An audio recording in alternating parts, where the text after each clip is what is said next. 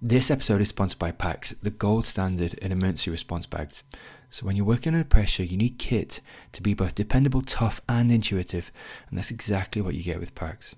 Every bag is handcrafted by expert tailors who understand the demands of personal care, from the high-tech, skin-friendly and environmentally responsible materials to the cutting-edge welding process that reduces seams and makes cleaning easier. PAX absolutely puts performance first. They've partnered with 3M to make perfect reflective surfaces for better visibility, and bright grey interior makes finding kit effortless and fast even in low light.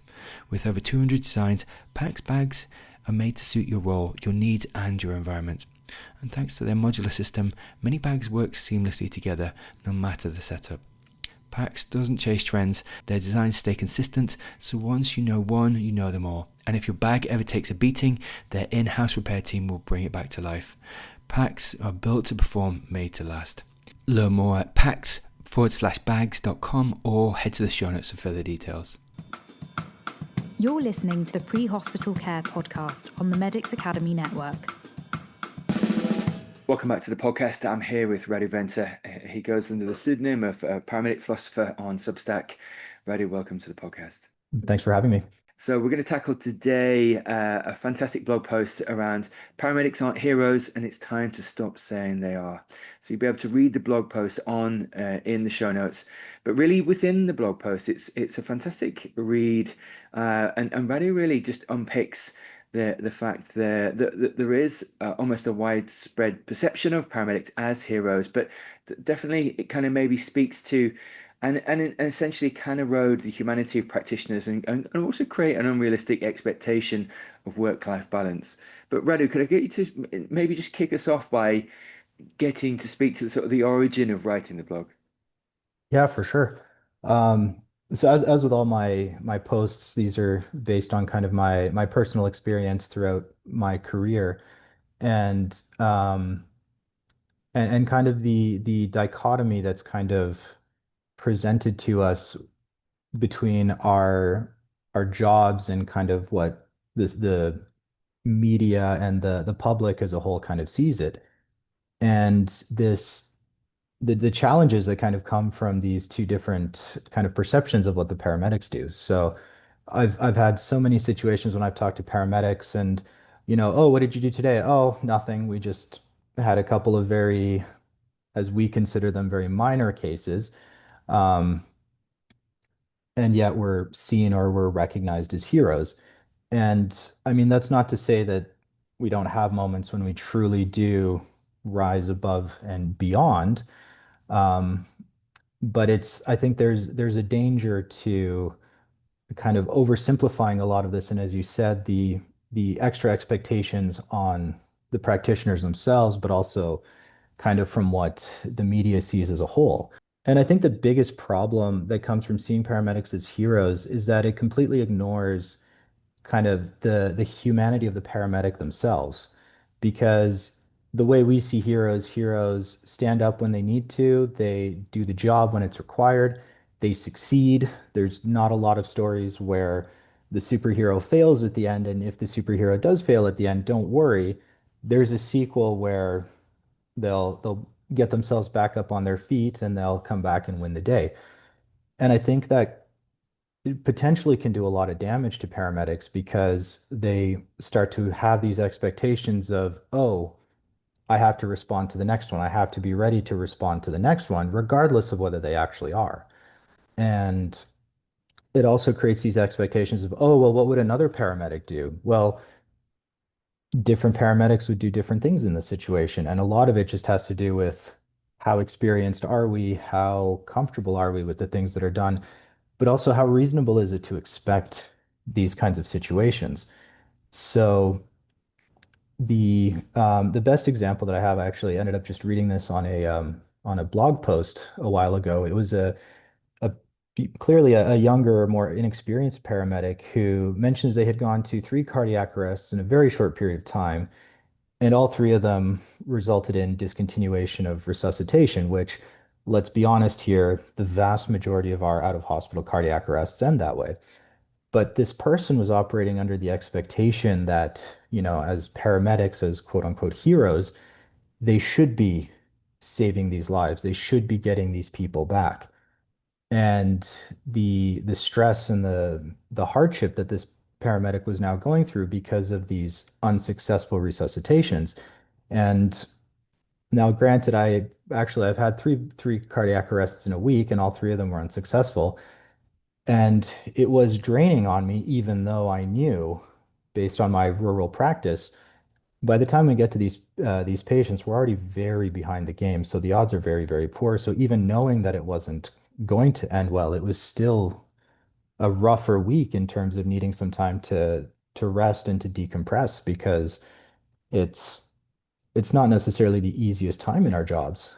And um and ignoring all the humanity aspect of the paramedic by just saying, "Oh, well, you're a hero. You'll stand up and do what you need to do," kind of thing. Is like, well, how many of us are suffering in silence because we feel we can't talk about the realities of the work that we're doing on the situation in the times when these challenges do arise. And and specifically, the most problematic element of this that I see comes in with not just the extra expectation of our heroes. Our heroes will put themselves in harm's way because that's what heroes do. But our paramedics need to come back from these calls because one, they're humans that have a life and would like to go back to it. Odds are they probably also have families of their own. And two, because there will be another patient.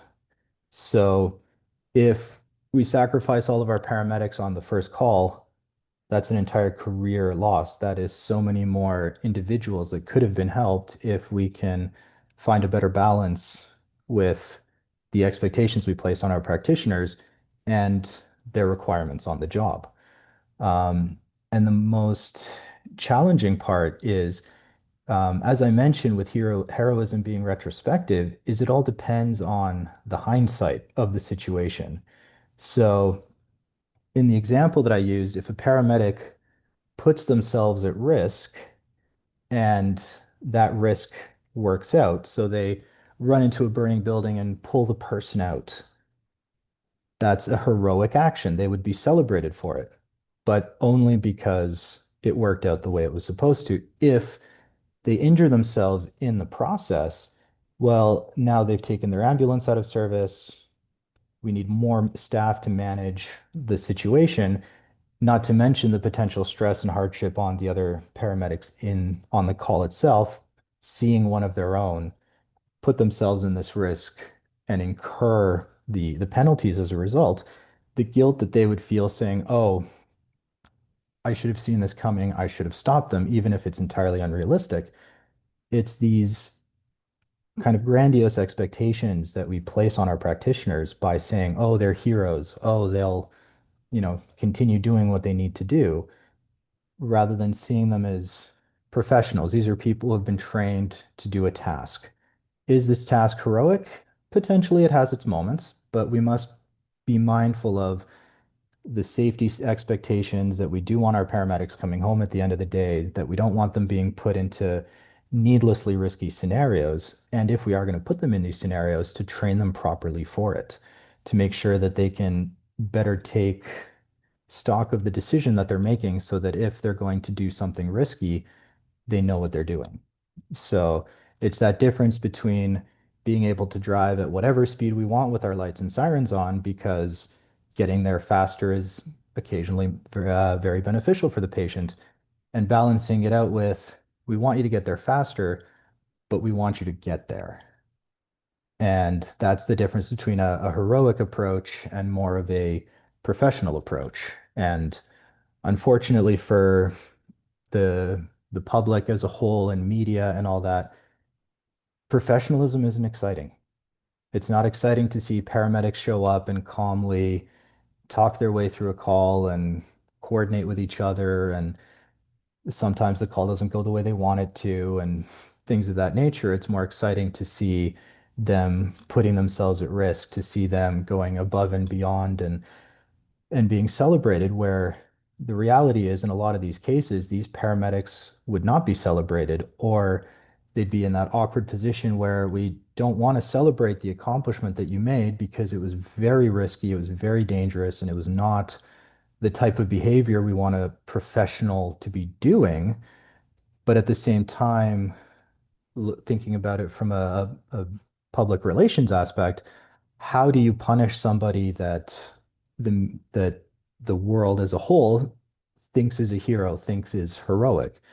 And it's very risky, I think, to keep playing the heroism card, because I think it can only kind of damage these expectations and damage the culture of our paramedics as a whole, especially when a lot of the job is long wait times at the hospital, minor calls, that those still having an emergent aspect to them aren't terribly heroic.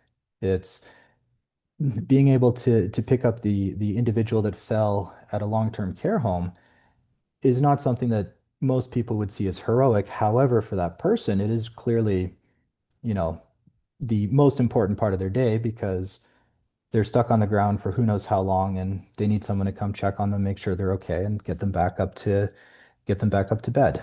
And having these kinds of expectations, it's actually to even bring up kind of the schooling standpoint. School expects us to be heroes. They buy us into it by telling us, do you want a job that's different? Do you want a job that's exciting? Do you want a job where you can save lives, where you can, you know, it sounds heroic, it sounds exciting, and it yanks a lot of us into it. It was definitely part of what drew me into the job.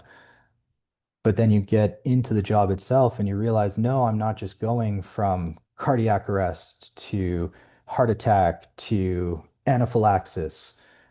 There's very mundane patient transfers where they need to get to the hospital for a test, but the ambulance is the only way they can get there because they're stretcher bound. That is also an aspect of the job that we do. But as the culture as a whole isn't going to focus on that aspect because it's just not exciting. Yeah, Radu, listen, I agree with all that. And I think it's certainly that interplay between your public perception and, as you were saying before, the professional mindsets. And it's not always that attractive. But it certainly is vital. And, the blog really does finish off by saying, it's more prudent to look at and have the perception of ordinary people doing extraordinary and or difficult work, and that is a more of a maybe a accurate reflection of the profession, really, and indeed of the work. Radu, listen, it's a pleasure to catch up with you. You're gonna hear the blog now in AI format. You can read the blog in the show notes. It's fantastic just to get your thoughts on these concepts, and they certainly do play out in practice. So thank you, Radu. Thank you. So, when you think about paramedics, what picture immediately comes to mind? We often see that, action movie version.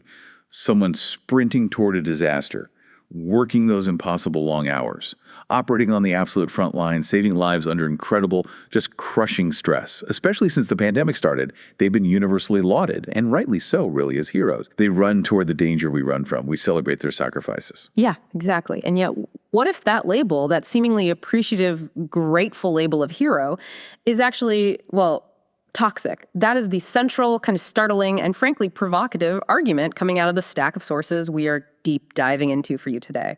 Okay, let's unpack this, because that feels incredibly counterintuitive. Right. Really does. We are absolutely not here to diminish the essential and often stunning work paramedics perform daily. That's not the point at all. But our mission today is to explore exactly why this kind of over-glamorization is potentially a massive, unsustainable disservice to the profession itself. We're going to focus on, I think, 3 core areas. Yeah. How the hero identity erodes the practitioner's individual humanity, how it sets completely impossible expectations about their working life, and crucially, how it effectively masks the job's true, deep challenges that maybe aren't being addressed because everyone is too busy applauding the hero. Mm-hmm.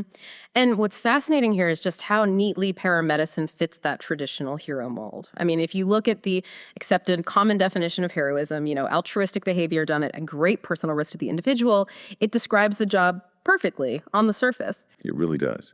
You sacrifice weekends, holidays, you work those long and often erratic hours. And you operate under circumstances that can be dangerous, violent, or just emotionally horrific. It's totally understandable that recognition, whether during EMS week or just in the moment of a successful rescue, feels good. Yeah. And it can become a source of deep professional pride. The sources definitely acknowledge that this recognition is vital. Right, but here's where it gets really interesting, kind of flips the script. Our sources detail why this heroism, when applied as a wholesale professional standard, is fundamentally toxic. It starts by blurring the line between expectation and reality. The heroic narrative oversimplifies and overglamorizes the sheer complexity of the work. It sets utterly false expectations about what a human being can actually achieve and what they are expected to endure. So the minute you pin that hero badge on someone, you immediately expect them to be, well, superhuman. Precisely.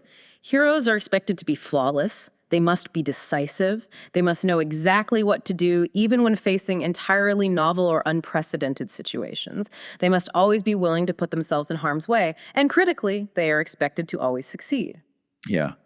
But the real kick in the gut is what happens when that great cost comes due, isn't it? Absolutely. If a paramedic struggles, if they show strain, fatigue, PTSD, they've somehow failed the standard. Heroes are expected not to suffer, or if they do, well, they suffer in silence. They are expected to immediately compartmentalize because, as one source wryly puts it, they have another call to respond to, so there's no time for human weakness. And that just creates this psychological weight that is impossible to maintain for a career that spans decades. That distinction is so critical because it pushes us toward the argument that an entire profession simply cannot be heroic. Because true heroism must be defined by novelty, by doing something extraordinary, something beyond the usual scope of duty.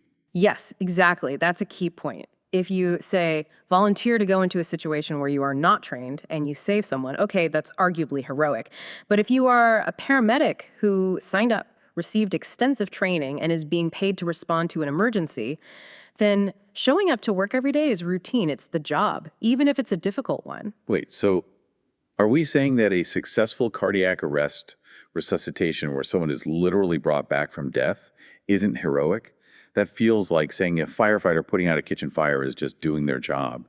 It just feels wrong somehow to how society operates. It does feel counterintuitive, but that's the source material's main argument here. Think about that successful cardiac arrest rescue. The outcome is fantastic, obviously life-changing, but the action itself is the result of the appropriate application of professional training and protocols. It's what they were hired and trained to do, using standardized equipment, following steps. It doesn't diminish the achievement, not at all, but it reframes it. It moves it from a mythological unique act to a reproducible professional standard. Okay. So if we strip away the hero mantle, what remains? The sources argue it's not a lesser title, actually, but a stronger, more sustainable one, the title of good practitioner. Exactly. A paramedic deserves credit for their technical accomplishment, their skill, absolutely. But they shouldn't necessarily be lauded as heroes when other equally trained professionals would perform similarly under those same circumstances. And this is where the damage really starts to surface. By forcing the hero label, you generate what the sources call unconscious obligations. The obligations. Okay. This is where the exploitation comes in, isn't it? It really is. The hero standard implies an innate ability and maybe a willingness to operate beyond normal human limitations. It's expected you'll continue providing high-quality care despite working a 16-hour shift, maybe longer, or after attending a particularly traumatic pediatric call that morning, you just keep going. That's fascinating. And that goodwill is easily abused, right? Yep. Specifically because the hero is motivated by the value of the mission, not necessarily, a paycheck or fair conditions. That's what the authors really hammer home. Organizations, maybe even governments, can rely on that narrative to justify systemic failures. Why spend budget money on more ambulances, better staffing ratios, or fair wage negotiations? When the employees are already heroes who are supposedly motivated purely by sacrifice, the hero label demands sacrifice in a way that the designation of professionals simply would not. And it often leads to, inadequate equipment budgets or the failure to negotiate fair contracts because suffering for the mission becomes almost mandatory. That is a tangible financial and structural cost. Wow. And that exploitation isn't just financial, is it? It extends right into personal safety, doesn't it? When you feel obligated to be a hero, where does that put your risk assessment? It degrades it entirely. Or rather, it encourages poor risk assessment. Our sources argue that the push for heroism significantly degrades scene safety and risk management, because the decision-making process becomes highly dependent on hindsight rather than objective criteria looked at before the action. Okay, let's talk about that powerful parable, the example of the burning building the source uses to illustrate this point. It's quite stark. Yeah, it really is. Imagine two paramedics arrive at a structure fire. There's a known patient inside. Paramedic A decides to run inside without waiting for fire rescue, pulls out the patient, and is immediately hailed as a hero for going above and beyond. Gets a medal, maybe. Right.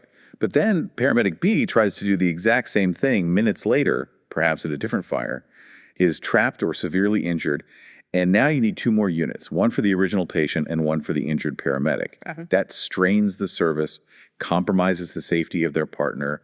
Their family is devastated. And paramedic B is then investigated and often deemed reckless, irresponsible for their actions. But here is the crucial, really unsettling insight from the sources. Both paramedic A and paramedic B made the same decision based on the same lack of training for entry into a burning structure. Wow. Okay. So we're punishing paramedic B for essentially bad luck and rewarding paramedic A for good luck, even though both made the exact same poor judgment call based on their actual training and equipment. Exactly. The source argues both should probably be held responsible for poor decision-making if they lack the proper training or equipment to assess that specific risk. Even if the outcome for paramedic A was positive, that shifts the entire focus. It moves from the romanticized result to the objective professional decision process that happened beforehand. That makes perfect sense when you put it like that. Paramedics are automatically biased toward responding. That's their instinct, right? That's their training focus.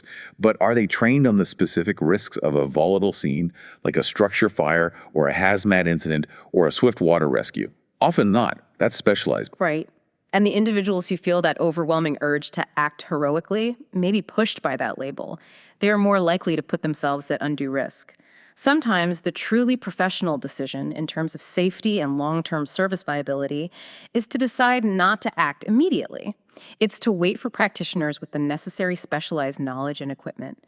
And that requires setting boundaries, which heroes aren't really permitted to do. The true obligation, then, is much broader than just the patient standing right there in front of you. It absolutely is. The source emphasizes that paramedics have an obligation not just to the current patient, but also to their partner, critically, and to their entire service. Because an injury to one practitioner diminishes resources for the next patient waiting for help down the line. And above all, they have an obligation to themselves and their families to return home safely at the end of each shift. You should never be expected to give your life just for your purpose, essentially. Okay. This brings us logically to the proposed alternative framework. If the heroic mask is so corrosive, what's the cure? What do the sources suggest we replace this impossible burden with? The cure, they argue pretty strongly, is to fully embrace professionalism, just professionalism. And this framework offers clear benefits that the hero narrative completely denies. Professionals have clear roles and boundaries. They define exactly when they can reasonably be expected to enter a scene versus when they must wait for specialized resources. This provides essential structure and, frankly, safety protocols. And perhaps most importantly, professionalism grants the practitioner, permission to be human. It fundamentally does. Professionals are allowed to be flawed. They don't have to have all the answers. That's okay. They are allowed to call for assistance or admit when a situation exceeds their capabilities. That's smart, not weak. They are allowed to be affected by the circumstances of their work, and they are entitled to seek support or take time off for their own mental and physical well-being. This is an entitlement that the hero label just strips away because, heroes don't need counseling, they just need another call. Mm-hmm. And this also covers the basics we kind of take for granted in other highly skilled fields, doesn't it? Professionals are entitled to reasonable working hours, a fair wage that reflects the risk and skill involved, and appropriate safeguards like personal protective equipment. Seems basic, but under the hero model, maybe less so. The professional can strive for the best outcome, of course, but they can also accept that there are situations where there is simply no good outcome possible. And, crucially, that isn't necessarily their personal failure. That acceptance is so crucial for career-long sustainability. It really is. It removes that debilitating psychological pressure of meeting some mythological standard and replaces it with the tangible accountability of a professional standard. Clearer, safer, more sustainable. So for the listener, for you out there who wants to correctly honor the people providing this vital service, what does the source material ask of the public? How should we think about this? The request is actually a very direct one. The sources ask the public not to honor paramedics like heroes from a storybook, but to honor them like Common people who occasionally have to do uncommon things that the rest of society would prefer not to do. That phrase really stuck with me. It's a plea for understanding and, maybe more importantly, sustained support. To grasp that when they do those uncommon things, paramedics are affected. They require structural and psychological support systems. They are still human. They are capable of making mistakes, and they cannot possibly prepare for every single novel, unpredictable situation they face. Yeah. So this deep dive has really highlighted the immense long-term cost of that romanticized idea of the hero, the person who succeeds in silence, bears any burden, versus the sustainable reality of the professional, the person who is human, sets boundaries, acknowledges limitations, and requires systemic support to thrive, not just survive. And that leads us to a final thought for you to maybe explore as you go about your week. If we accept the source's premise here, that labeling paramedics as heroes encourages unnecessary risk-taking, masks resource deficiencies, and directly contributes to burnout and high attrition rates, then what tangible high-level shifts in public funding or maybe organizational structures would actually be necessary to fully support this professional model? We have to consider what system-level changes are required to ensure the long-term viability of the emergency service. Not just for the hero on this shift, but for every future patient who desperately needs a trained, well-rested, and properly supported practitioner on the scene when they call for help. Something to think about. You're listening to the Pre-Hospital Care podcast on the Medics Academy Network.